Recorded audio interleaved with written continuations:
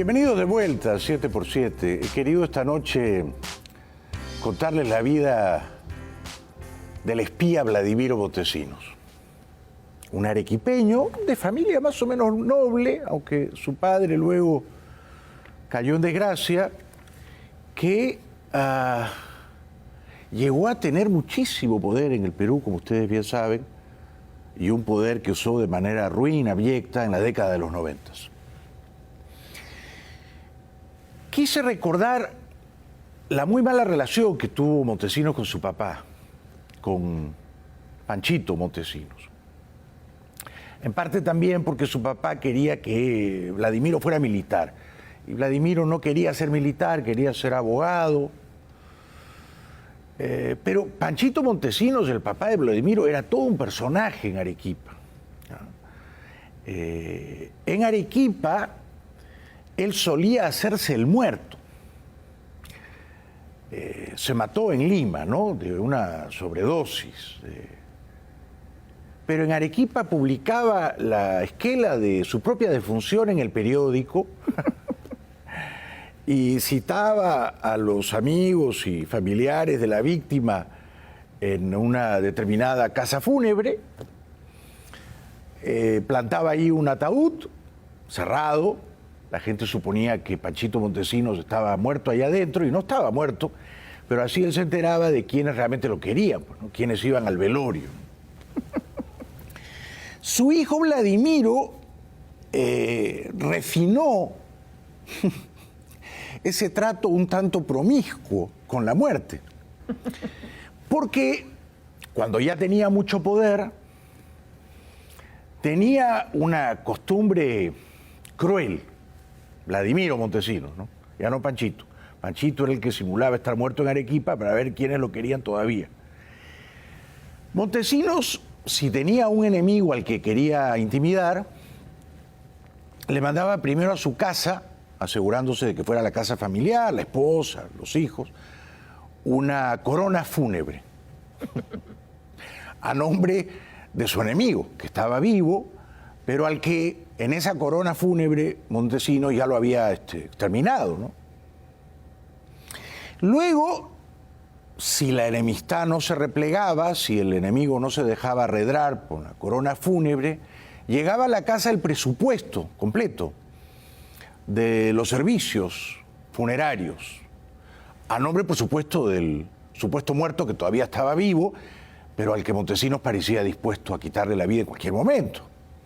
Presupuesto: ataúd, flores, carroza, nicho, todo. Y el nombre del general fulanito de tal, el coronel sutanito de tal, el congresista Perencejo, y etcétera. Este era Montesinos, ¿no?, un genio del mal, un hombre de profunda, penetrante, retorcida inteligencia, que despreció a su padre por perdedor, que virtualmente escupió en el cadáver de su padre y que se propuso ser rico, lo consiguió siendo abogado de narcos, y luego ser poderoso, lo consiguió siendo asesor de Fujimori, con quien trenzó una relación de hermanos siamés. Los unía la ambición, digamos, desenfrenada por el poder y la absoluta falta de escrúpulos, ¿no? Por eso ambos hoy están presos. Por eso y porque no tuvieron un buen plan de fuga, de escape. Como les venía diciendo, Montesinos fue expulsado del ejército, fue dado de baja, fue acusado de traición a la patria, de espía, de agente de la CIA, de robarse documentos de generalotes poderosos en la dictadura, primero de Velasco, Mercado Jarrín, y luego Morales Bermúdez, Gallegos Venero. Lo interesante es que de pronto la gente en el Perú, siendo ya Montesinos más poderoso todavía que Fujimori, se entera de este pasado hediondo de Montesinos, ¿verdad? Se entera de que Montesinos había estado preso 1 año y medio, entre septiembre del 76, febrero del 78. Casi lo fusilaron, salvó la vida de milagro. Y era, y seguía siendo, espía de la CIA.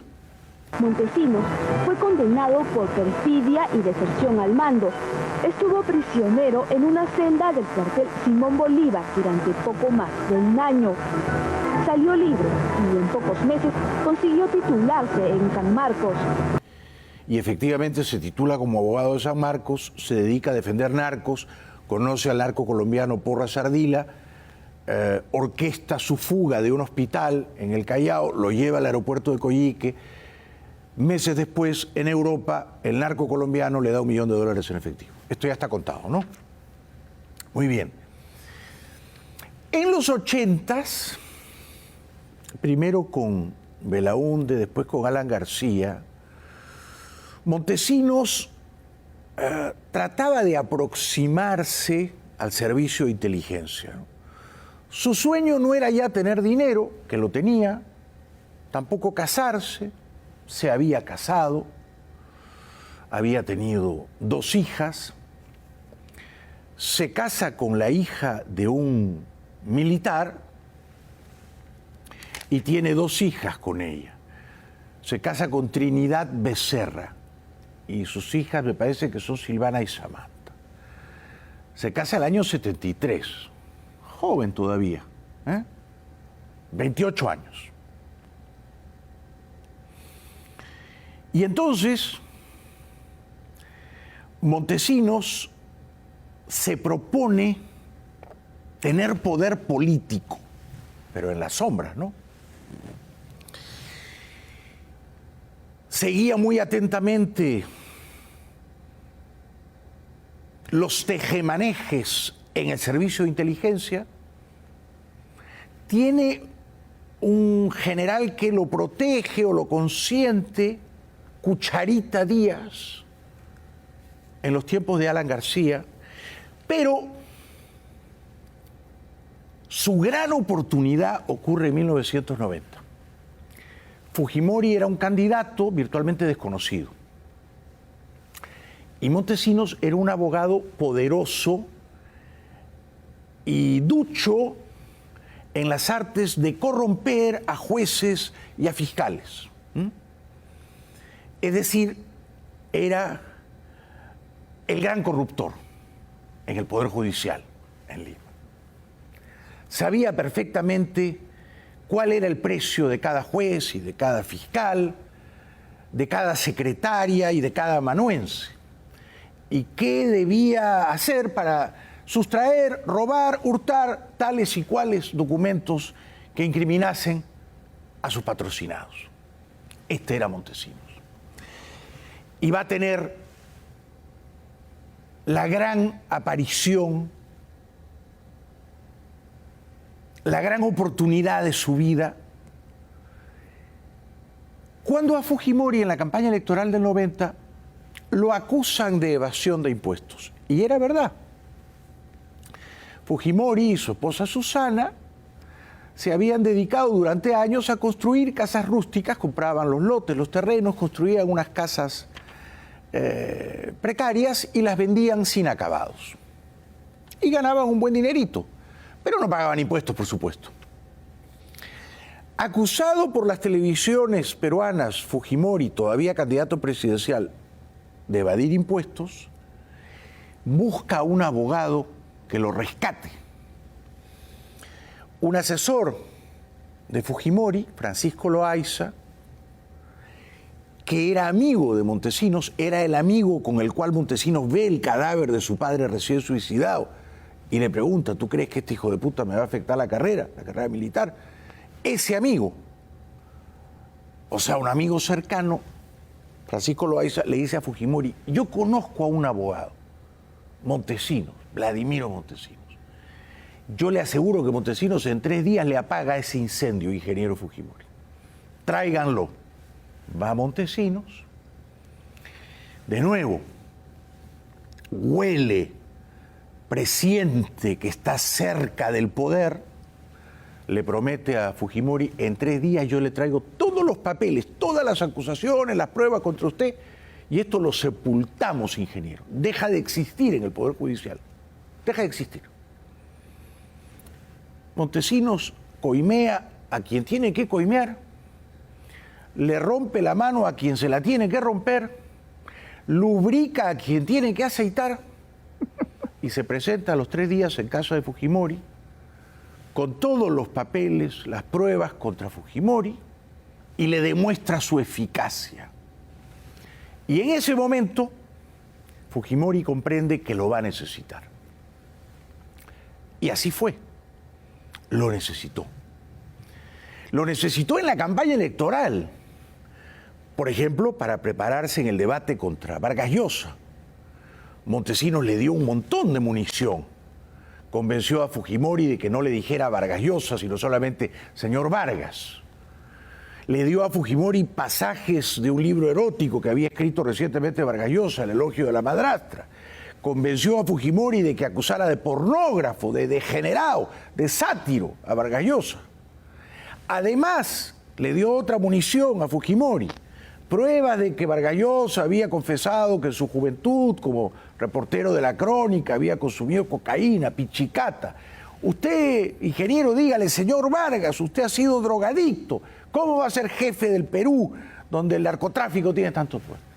Todo esto dicho además por un prominente abogado de narcos como Montesinos, ¿no? Muy bien. Entonces, cambia la historia del Perú. Fujimori gana las elecciones y Montesinos se convierte en una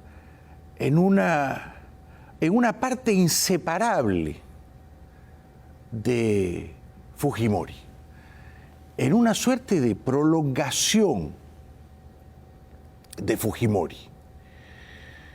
El uno y el otro se necesitan desesperadamente. Esto ocurre en 1992 y lo vamos a ver en 3 momentos.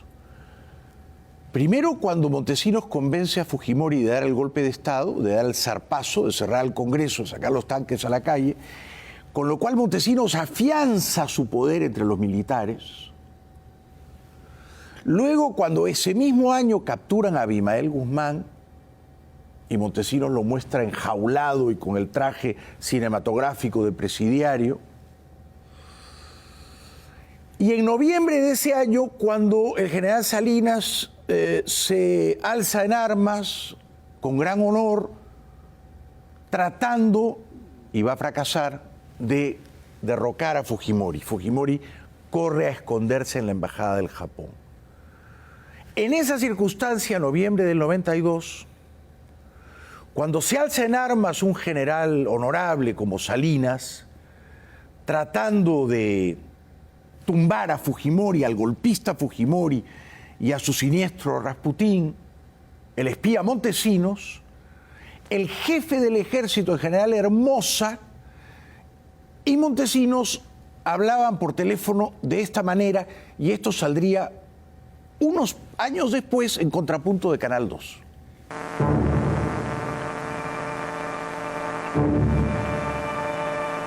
...13 de noviembre de 1992, 12:50 de la madrugada.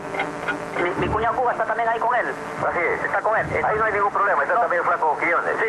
Ya Miranda le he llamado, casi está constituyendo en su PC. Ya. Entonces el de la DIFE, Sí. el de la DIFE en este momento va a enviar una sección a tomar la policía militar de acá. Ya, correcto. Va a reforzar mi casa, Sí. va a ir con una compañía a tomar esta casa, ojalá que los encuentre. Ya, pero porque si si no mañana de todos los tomamos. No, pero la otra figura, es ¿por qué no lo detenemos a Salinas en su casa, pues, mi general? Por supuesto. Pues. Lo sacamos ahorita a la fuerza y lo traemos, pues, mi general. ¿Para qué vamos a esperar hasta mañana? Claro, ¿por qué no lo agarras? Porque no has pedido permiso. ¿Por qué no mandas a que tienes agentes ahí? Yo tengo agentes acá, mi general. Ya, ahorita. mándalo a agarrar inmediatamente. Lo hago detener a la fuerza, lo sacamos A la fuerza, policía. a la fuerza. A la fuerza lo sacamos y lo traemos acá a la DIFE. A la DIFE, correcto. ¿Ya? Escuchando ese diálogo entre Montesinos y el jefe de las fuerzas militares, el general Hermosa, es bastante obvio que Montesinos tenía el poder. Montesinos es el que dice, vamos a detener a Salinas, ya yo tengo la casa rodeada, los agentes ahí. Entonces Montesinos se había convertido en el jefe supremo, absoluto, de las fuerzas militares en el Perú. Montesinos, el mismo capitán del ejército que fue dado de baja, expulsado, acusado de traidor, nunca más entrará a un cuartel. era el jefe de las fuerzas militares en el Perú, de facto, en las sombras. Y virtualmente le daba órdenes al general Hermosa esa noche en la que lamentablemente la conspiración del general Salinas fracasó. Porque ahorita ya no lo vas a encontrar a ¿cómo se llama? A Tuto, porque Tuto va a cumplir 2 comisiones. Ya, uno, sí, la toma de esa casa. Ya. Y otro, la toma de toda la gente que entra y sale de esa casa que está frente al complejo. Ya. La otra cuestión es que la policía militar te va a mandar un elemento también, sí, al complejo para ponerse a cargo del coronel Ceballos, ya, por si acaso esté metido el comandante de la policía militar que es el hijo de Monzón. Ya. ¿De Monzón Garrulate? Así es. Oh, su madrina, estaba clara la vaina. Así es. General, sí. ¿Y a los Obando?